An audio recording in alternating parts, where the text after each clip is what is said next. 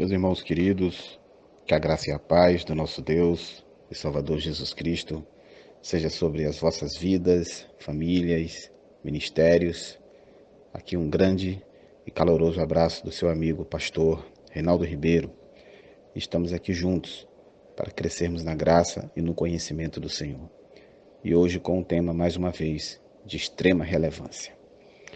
Jejum bíblico. O que é e o que não é. Qual a real utilidade do verdadeiro jejum e quais são os perigos e heresias ligados ao falso? Irmãos, de fato há de se concordar que o jejum caiu em descrédito e em desuso de uma forma geral. E quanto aos adeptos, infelizmente grande parte se baseia em textos nada bíblicos, forçam a prática de uma tal disciplina e visam exclusivamente alcançar a resolução de um problema, de uma crise, de uma vitória, de revestimento de poder, etc. Valem-se de todas as maneiras para alcançar o resultado e não importam os meios. Usam pragmatismo e usam até mesmo o que eu chamaria de um neognosticismo. Vamos nos atentar, irmãos, em primeiro lugar, que nas Escrituras o jejum sempre se refere à abstenção de comida por motivos espirituais. É muito diferente de uma greve de fome e é muito distinto de uma dieta por motivo de saúde. O jejum na Bíblia sempre carrega em seu âmago algum propósito espiritual. Na Bíblia, que é a nossa única regra de fé e prática, a maneira normal de jejuar é abster-se por horas variáveis, podendo até mesmo ultrapassar um dia, de todo tipo de comida sólida ou líquida, mas não de água. No jejum de 40 dias que Jesus fez, ele não comeu nada, mas ele bebeu água. Veja isso em Lucas 4:2. Do ponto de vista físico, é isso que em geral constitui o jejum. A Bíblia também descreve às vezes o jejum parcial, ou seja, a abstenção ela é restrita, mas ela não é completa. Em Daniel, por exemplo, houve um período de 3 semanas no qual ele declara: não comi nada saboroso, carne e vinho, nem provei e nem usei nenhuma essência aromática. Isso está em Daniel 10:3. Não sabemos qual foi a causa desse jejum. E há outros exemplos na Bíblia de jejum. Nós temos o jejum absoluto, ou seja, a total abstenção de comida e água, que parece ser uma medida desesperada para sanar uma emergência. Um exemplo é o jejum de Ester, está no livro de Ester, capítulo 4, verso 16. Paulo, também, lá em Atos, capítulo 9, verso 9. Vale lembrar que o corpo humano ele não suporta ficar sem água aproximadamente mais do que 3 dias. Na maior parte das vezes, o jejum ele é particular, meus irmãos. Ele ocorre entre o indivíduo e Deus. Então, suspeite de pessoas que gostam de andar divulgando que estão em jejum, ou que gostam de fingir que não estão divulgando que estão fazendo jejum. O nosso Senhor, ele muito claramente nos orienta na sua palavra, que quando você estiver fazendo jejum, ao invés de você demonstrar, você tem que demonstrar o oposto. Ninguém deve nem sequer suspeitar que isso esteja ocorrendo. É algo que se dá dentro do parâmetro da sua relação com Deus. Mas há jejuns também comunitários, como a gente vê em Levítico 23:27, Joel capítulo 2 de 15 a 16, 2 Crônicas 20 de 1 a 4. E esse jejum coletivo, ele pode ser uma experiência maravilhosa e poderosa, irmãos, desde que todos estejam preparados e tenham o mesmo pensamento nessa questão. É possível, por meio da oração e do jejum feitos por um grupo, resolver grandes problemas na igreja ou em outros grupos, além de restabelecer relacionamentos. É algo que vale a pena você que é pastor, que é líder, estar convocando todo o seu povo, toda a sua comunidade, os irmãos, a realizarem grandes jejuns coletivos, em grupo, em prol de grandes causas que os irmãos enfrentem aí nas suas regiões. O jejum, ele não é um mandamento, mas Jesus ensina que ele está imerso no contexto do ensino sobre doações e sobre oração. Ou seja, irmãos, ser generoso e jejuar fazem parte da devoção cristã. Assim, nós não teríamos como excluir o jejum dos ensinamentos de Jesus. E por falar em Jesus, ele afirma, quando jejuarem, lá em Mateus 6,16. Aí ele parece pressupor que seus seguidores jejuam, e por isso ele os instrui a fazê-lo corretamente.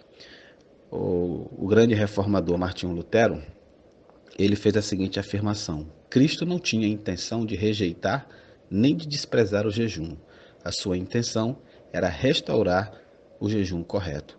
Concordo plenamente. As palavras de Jesus, elas não constituem uma ordem. Ele instrui seus discípulos sobre a maneira apropriada de levar a efeito uma prática comum em seus dias. Jesus, ele não determina que seus seguidores jejuem, mas ele entende que essa prática deve ser comum entre os seus seguidores. É muito importante, irmãos, levantar essa questão em nossos dias, porque sinceramente eu acredito e eu tenho pregado que nós estamos vivendo e nos acostumamos com uma graça barata, uma graça sem discipulado, sem disciplinas espirituais. Em grande parte, isso explica a crise generalizada nas igrejas que se dizem cristãs em nossos dias. O propósito do jejum não é para uso próprio, ou seja, para conseguir que Deus faça aquilo que eu desejo. O jejum, ele não foca nas bênçãos. Olha só, grava isso aí no seu coração e na sua mente. O jejum não foca bênçãos, e tampouco ele faz com que Deus seja obrigado a cumprir o desejo pelo qual nós jejuamos, ou que se sinta obrigado a nos prestar favor de qualquer espécie. Não é isso, queridos. O jejum deve possuir como centro o próprio Deus. Jejum é um ato de adoração. Jejum é uma forma de culto. Veja que Ana adorava jejuando. Leia Lucas 2,37. O jejum precisa começar em Deus, ser ordenado por Deus e também terminar em Deus. Se o jejum não for para Deus primeiramente, então nós fracassaremos. Zacarias 7,5, quem puder leia.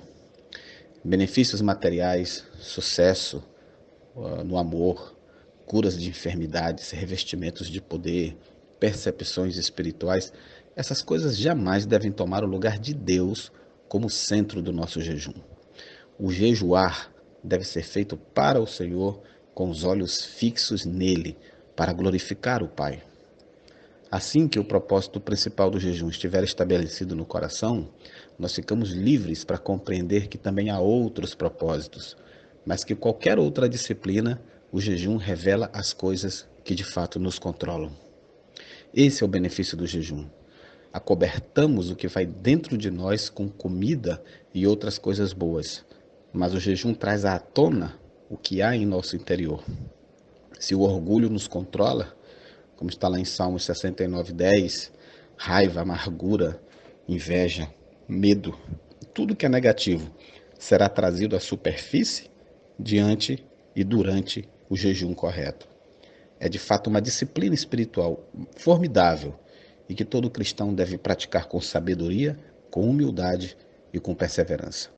Recentemente, amados, eu tive o desprazer de receber de um pastor amigo do Rio de Janeiro, muito indignado, um cartaz que ele me mandou via WhatsApp de uma tal escola de jejum, realizada aí por uma cantora gospel muito famosa e muito idolatrada em nosso meio, infelizmente, e que agora também aderiu ao modismo lucrativo de se dizer pastora.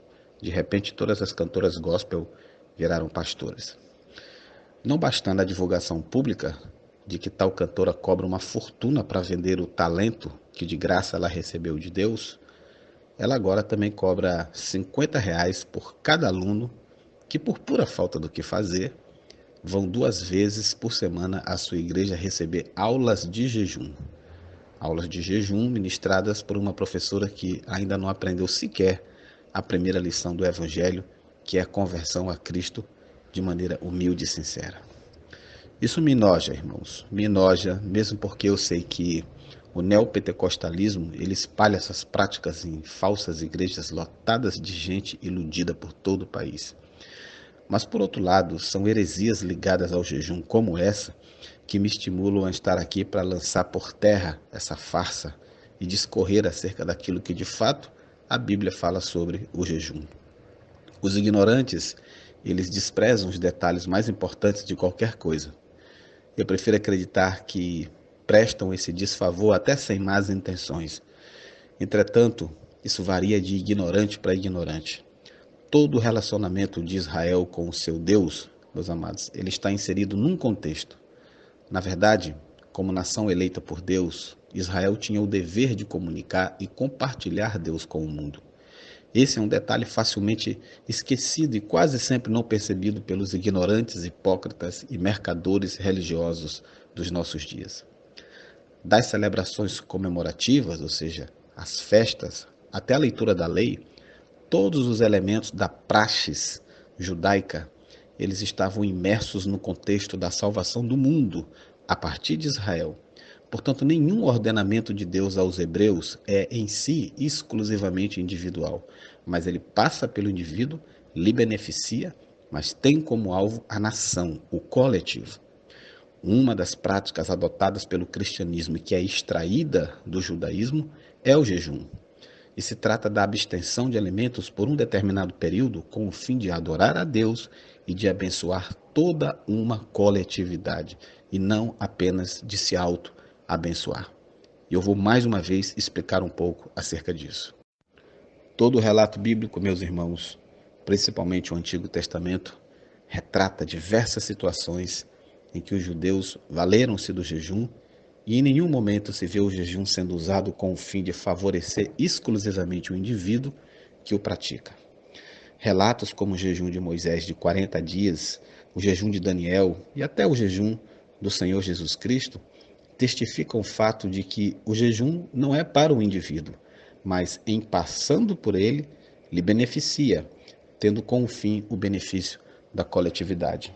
No caso de Moisés, o beneficiário foi o povo que recebeu a lei, lá em Êxodo 24:18.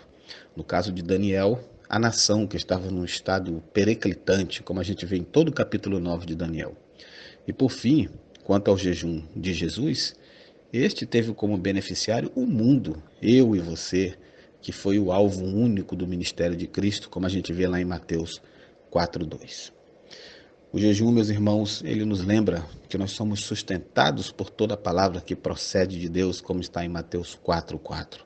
A comida não nos sustenta, Deus nos sustenta.